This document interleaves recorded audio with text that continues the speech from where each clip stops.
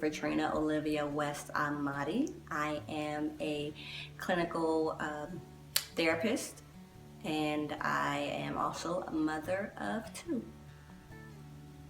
So as a clinical therapist, my concentration is in trauma, and I work with people of all ages, but mainly specifically a lot of youth who have experienced vast amounts of trauma, whether it be sexual abuse and sexual trauma, or whether it be trauma of discrimination. They're different color, things that bother them in school, being bullied in school, or even their parents' divorce. And a lot of times they will embody these different negative things that happen and accuse themselves or blame themselves and say, it's my fault, maybe I'm ugly, I'm not the right skin complexion, I'm not the right religion, my dad left because he doesn't love me, and those things. So we work a lot with building self-esteem to help them be able to get through their trauma that they have experienced. So for example, our biggest thing a lot of times is with self-image, feeling that you're not pretty enough, you're not skinny enough, you're not fat enough, you're not tall enough, you're not short enough. And one of the big things with that is we see a lot in the African American community is the whole thing of colorism. Light skin versus dark skin. You're too dark or you're too light. So you work on, well, forget about the self-image, or forget about the image that media is portraying to you. How do you view yourself? And working on embodying that within you. You don't have to put on makeup. You don't have to dress a certain kind of way. Learning to love yourself. So how do you go about loving yourself?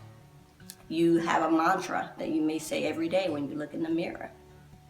You dress different and try to learn what your style is and not trying to be like others. And then you also encourage that into other people. So you encourage that in your friend, that it's okay to be different, and you work together with others. So a big question is, how do we teach our youth and our daughters to love who they are and to accept who they are, to build their self-esteem without, telling them, hey, you'll get it when you're 23 or 25.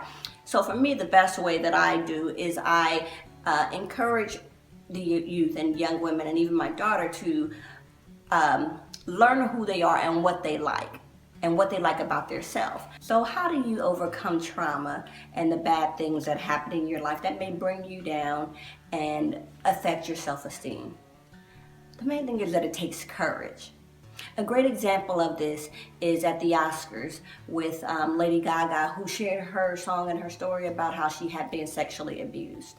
Now that's a very traumatic event. And she brought out a whole host of other people who had also been sexually abused, men and women, and they all had survivor written on their arms. And that act took a lot of courage, not only for Lady Gaga, but also all the people who came out and stood next to her. And that promoted a lot of other people, celebrities and just regular everyday people, to come out and say, I too have been sexually abused. I too am a survivor. So how do you embody that into self-esteem? It's to step out, be the one to be able to step out and have the courage to say, I'm gonna be different. I wanna wear blue lipstick and have purple hair. It encourages others who also wanna wear blue lipstick and purple hair to say it's okay to be different.